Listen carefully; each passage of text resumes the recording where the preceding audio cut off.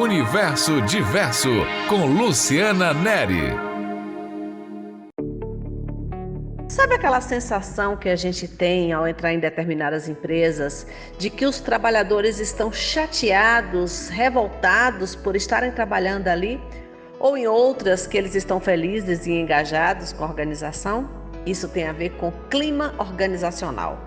Nós vamos conversar sobre esse assunto com Gisele Pereira Guzmão. Ela é psicóloga organizacional com 20 anos de experiência, tem MBA em administração e é mestre em desenvolvimento humano. Gisele, obrigada por ter aceitado o nosso convite para falar de um tema tão importante, clima organizacional. Os estudos sobre clima organizacional são recentes dentro da administração de empresas, né?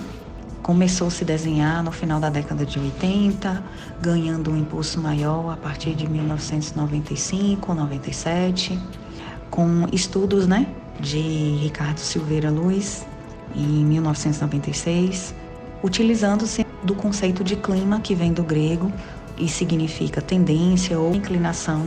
Então, o clima organizacional ele vai ter a ver com as tendências, né? O ambiente interno, o que ocorre nesse ambiente interno vai influenciar o comportamento das pessoas. Isso tem a ver com satisfação e insatisfação? Uma série de atitudes, valores existentes dentro das empresas, eles vão influenciar o padrão de comportamento das pessoas e, consequentemente, o nível de satisfação que elas têm ali naquele ambiente. O que faz parte do clima organizacional? Quais os fatores, os aspectos que compõem esse clima? Alguns aspectos irão compor o clima organizacional nas pesquisas mais recentes, né? Como a de Maria do Carmo Fernandes Martins, de 2008, que vai considerar que existem 5 principais aspectos que vão ser determinantes tanto para a investigação como para a gestão desse clima organizacional, que são apoio da organização e da liderança em relação às atitudes, ambiente de controle e pressão, conforto e segurança dentro das empresas, sistemas de recompensa e também a coesão, que tem a ver com o relacionamento interpessoal entre os colaboradores. Esses aspectos principais, identificados, mensurados, serão determinantes para a gente conseguir manter um clima organizacional favorável. Gisele, é importante acompanhar o clima organizacional? É fundamental. Eu converso com muitos empresários e eles relatam, né, da dificuldade que eles têm de reter pessoas que contratam e aí pensa que não, a pessoa pede demissão, não fica e aí começa de novo um processo de recrutamento sem fim. E treinamento também sem fim de novos profissionais. Como existem empresas que falam, as pessoas parece que não estão satisfeitas ou que não se sentem valorizadas dentro da organização. Então, em empresários que têm esse tipo de queixa, seria justamente os que deveriam fazer a gestão do clima organizacional. Por que, Gisele? Porque quando você começa a identificar esses aspectos de forma muito clara, como acontece na sua empresa, você consegue tratar medidas exatamente eficazes. Eu vou dar um exemplo. Se uma pessoa ela está com febre, ela tem que tomar um antitérmico.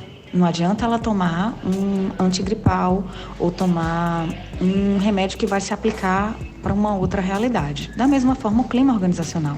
Quando a gente tem uma dificuldade em determinada área, que vai envolver a gestão de pessoas, que vai envolver a atuação da liderança, você tem que ter uma ação, uma ou várias ações imediatas para trabalhar aquele aspecto, para trabalhar aquele ponto. Se eu faço projetos ou programas que vão trabalhar outros aspectos, não aquele que é a queixa da organização, eu não vou ter o resultado, eu não vou ter eficiência nesse processo. Ou seja, o clima organizacional precisa ser monitorado para que seja gerenciado, é por aí? Daí a importância de fazer um bom diagnóstico do clima organizacional para justamente mapear quais são os principais problemas que estão gerando insatisfação na equipe e, a partir disso, tratá-los. Como é que se mapeia esse clima? Como é que se entende o clima organizacional? Existem softwares no mercado, como pode-se criar planilha de Excel, como também pode-se aplicar através de formulário físico. Um formulário que é bastante difundido no Brasil é o ECO, que é a escala de clima organizacional. Ele mensura o que exatamente esse instrumento? ele vai trabalhar 5 fatores especificamente dentro da organização, que é o apoio da chefia e da organização para com seus colaboradores, os sistemas de recompensa e valorização, o conforto físico e segurança no trabalho, o controle, a pressão sofrida pelo time e a coesão, que envolve a parte de relacionamento interpessoal. Então, esses 5 fatores somados serão avaliados e fornecerão dados para que assim faça a gestão do clima organizacional. E de quanto em quanto tempo, ou seja, qual a periodicidade que deve ser feita uma pesquisa de clima organizacional, Gisele? A periodicidade que essas pesquisas de clima, em algumas empresas, a pesquisa de clima também pode ser chamada de pesquisa de ambiência ou pesquisa pulso, pode ser realizada uma vez no ano. A indicação é que seja sempre no mesmo mês ou que abarque 2 a 3 meses. E caso a empresa não consiga realizar anualmente, que seja realizado a cada 2 anos. E lembrando que a pesquisa serve como um diagnóstico, né? Um diagnóstico importante, mas é somente um diagnóstico. Mais importante do que realizar a pesquisa de clima é fazer o tratamento das informações que irão surgir a partir dos resultados. Então, a pesquisa de clima ela vai nortear ações que vão envolver as estratégias de gestão de pessoas. Porque a ideia é promover uma melhoria, é aumentar o nível de satisfação a partir do que os colaboradores estão falando pela pesquisa de clima. Você falou que é muito importante mapear o clima para poder gerenciá-lo. E você falou de alguns métodos. É bem importante ressaltar que qualquer um dos métodos utilizados para mapear o clima organizacional, ele precisa ser confidencial. Precisa passar uma confiança para os respondentes. Então, caso seja através de um software, o ideal é que em nenhum momento o colaborador digite o seu CPF, a sua matrícula ou utilize alguma informação que faça menção a ele próprio. Por que isso, Gisele? Para que ele tenha certeza que está respondendo de forma anônima, dando informações mais fidedignas. Se o formulário for aplicado de forma impressa, disponibilizar a mesma cor de caneta e o mesmo tipo de caneta para todos. Também é possível realizar isso através do Google Forms, planilhas, onde os dados serão consolidados. Enfim, o trabalhador precisa ter um conforto,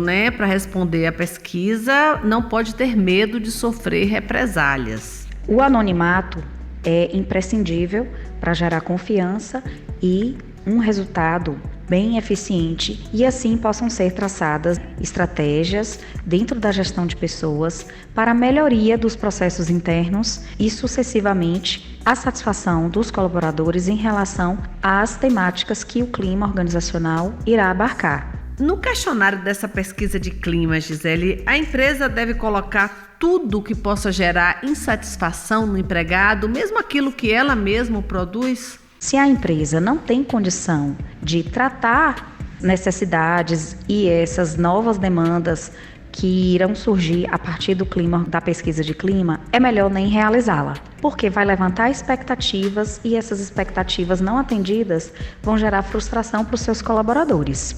Então, seria interessante que a empresa desenvolvesse ações de valorização dos seus colaboradores, ações em datas especiais, independente de vir a realizar uma pesquisa de clima ou, posteriormente, fazer o tratamento desses dados. Gisele, como os gestores podem cuidar do clima organizacional nas empresas? Um aspecto muito importante que a gente precisa levantar sobre o clima organizacional é que ele não é feito pela estrutura da empresa, ele é feito pelas pessoas que estão na empresa.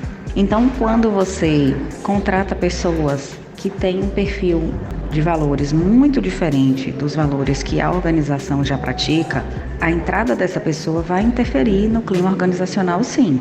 Ou de forma positiva, trazendo algo novo, agregando, ou de forma negativa. Por isso é bom lembrar que o clima organizacional é criado e sustentado por cada participante daquela empresa. Cada pessoa, ela vai ter uma maneira própria de se relacionar com os demais, de se reportar à liderança.